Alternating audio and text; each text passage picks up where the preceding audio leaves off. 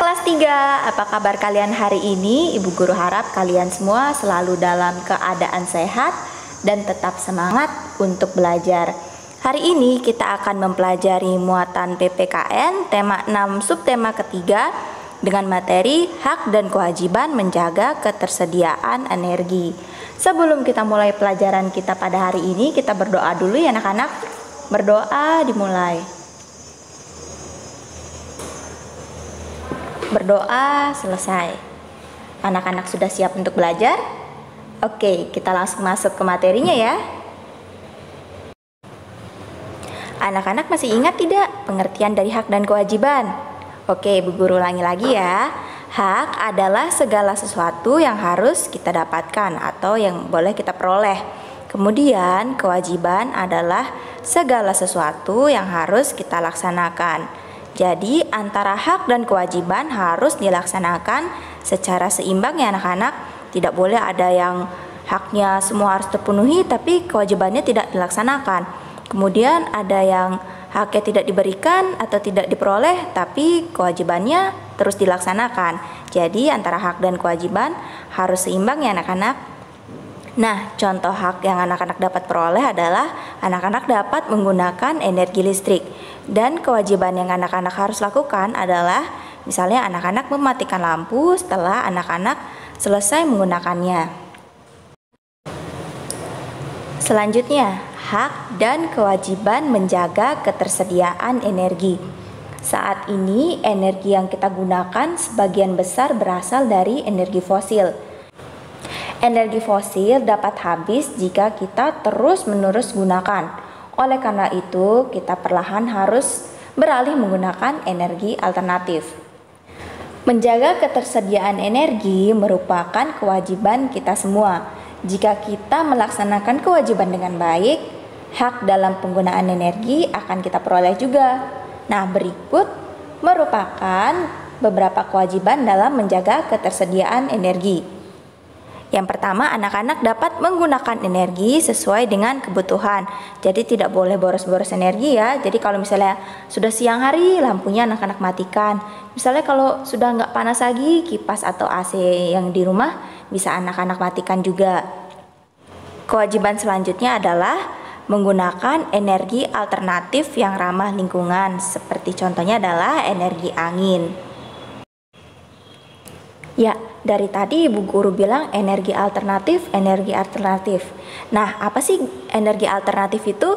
Ya, energi alternatif adalah sumber energi yang digunakan untuk menggantikan energi dari bahan bakar minyak atau yang biasa kita sebut BBM. Pencarian dan penggunaan energi alternatif sudah diusahakan manusia karena semakin menipisnya persediaan bahan bakar minyak. Karena energi yang berasal dari bahan fosil semakin hari semakin menipis, oleh karena itu perlu adanya energi alternatif.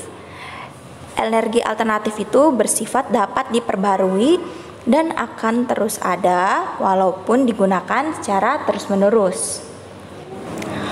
Contoh dari energi alternatif adalah yang pertama ada panas matahari, yang kedua ada angin atau bayu, dan yang ketiga ada air.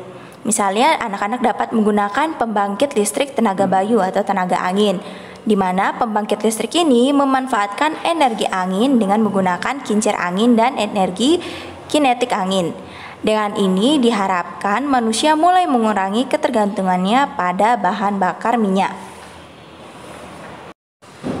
Nah, setelah melaksanakan kewajiban terhadap energi dengan menghemat penggunaannya, terdapat hak yang anak-anak dapat peroleh. Berikut beberapa hak yang anak-anak dapat peroleh dalam memanfaatkan energi. Yang pertama, menggunakan suatu energi. Yang kedua, memperoleh alternatif energi. Yang ketiga, mendapatkan kesempatan yang sama untuk dapat menggunakan suatu energi. Misalnya adalah seperti energi listrik.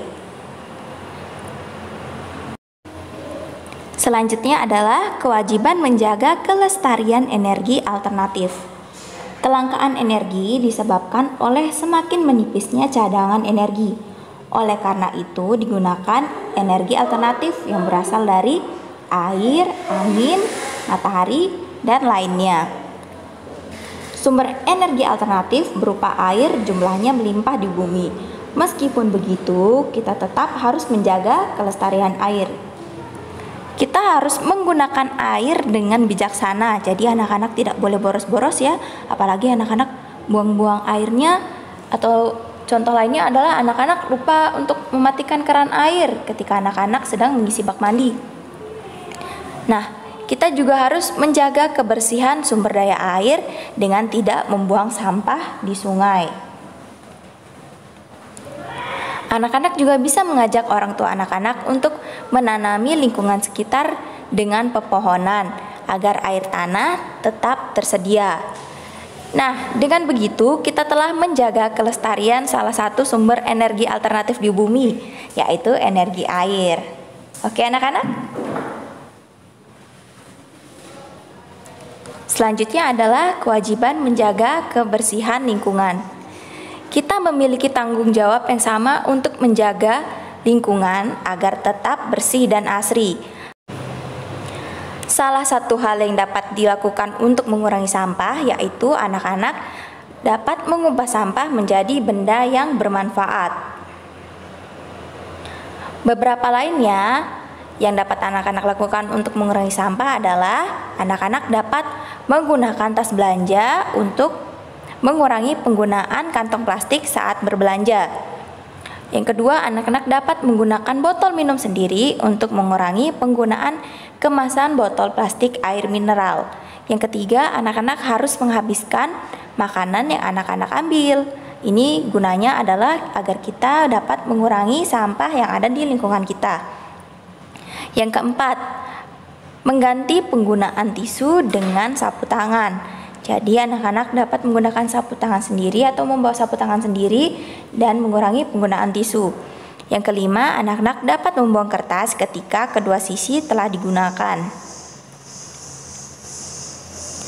Nah, ini adalah contoh ide daur ulang barang bekas sederhana untuk mengurangi sampah yang ada di lingkungan kita. Yang pertama, misalnya anak-anak memiliki baju bekas, anak-anak dapat mendaur ulang baju bekas tersebut menjadi sarung bantal. Yang kedua, anak-anak dapat mendaur ulang ban bekas menjadi pot bunga. Yang ketiga, botol bekas menjadi pot bunga atau tempat alat tulis atau hiasan. Yang keempat, anak-anak dapat mendaur ulang kaleng bekas menjadi celengan atau wadah bumbu masak. Dan yang kelima, anak-anak dapat menggunakan kardus bekas menjadi rak atau dapat membuatnya menjadi mainan. Contoh lainnya adalah pupuk kompos yang berasal dari hasil pelapukan bahan organik yang anak-anak dapat campurkan ke tanah, merupakan salah satu contoh untuk mengurangi sampah organik di lingkungan. Jadi anak-anak dapat membuat pupuk kompos untuk mengurangi sampah organik yang ada di lingkungan kita. Dengan melakukan kegiatan-kegiatan yang Ibu Guru sudah jelaskan tadi, kita telah membantu mengurangi sampah yang ada di lingkungan. Lingkungan juga akan menjadi bersih dan asri. Kita juga dapat memperoleh hak kita untuk tinggal di lingkungan yang bersih dan nyaman. Dan dengan tidak mengotori lingkungan, kita juga telah memberikan hak orang lain untuk tinggal di lingkungan yang nyaman.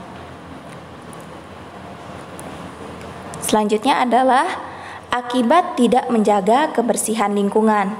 Lingkungan yang tidak dijaga dengan baik dapat mengakibatkan kerugian bagi kita. Contohnya, anak-anak membuang sampah di sungai. Itu akan menyebabkan bencana banjir ketika hujan turun. Nah, setelah itu bibit-bibit penyakit akan bermunculan dan terganggunya ketersediaan air bersih untuk kegiatan sehari-hari. Kehidupan akan terganggu jika kita tidak menjaga kebersihan lingkungan. Oleh karena itu, kita harus menjaga lingkungan dimanapun kita berada.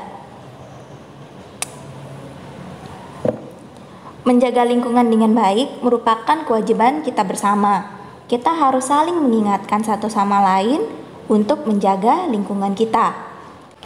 Contoh upaya yang anak-anak bisa lakukan untuk menjaga lingkungan yaitu anak-anak dapat melakukan piket sesuai dengan jadwal yang ditentukan. Anak-anak juga dapat melakukan kerja bakti di lingkungan rumah dan upaya diri sendiri untuk membuang sampah pada tempatnya. Ya, nampaknya kita sudah masuk di akhir video. Sekian dulu materi yang Ibu Guru sampaikan. Kalau ada materi yang anak-anak belum mengerti, anak-anak boleh bertanya langsung ke Bu Guru atau anak-anak dapat membacanya pada buku Bu Pena. Anak-anak juga boleh mencari materi tambahan di internet. Ya, sebelum kita mengakhiri pelajaran kita pada hari ini, kita berdoa dulu ya anak-anak. Berdoa dimulai. Berdoa selesai. Ya, sekian dulu materi yang Ibu Guru sampaikan. Ibu Guru harap anak-anak selalu menjaga kesehatan dan tetap semangat untuk belajar. Salam semangat, salam DigiTM.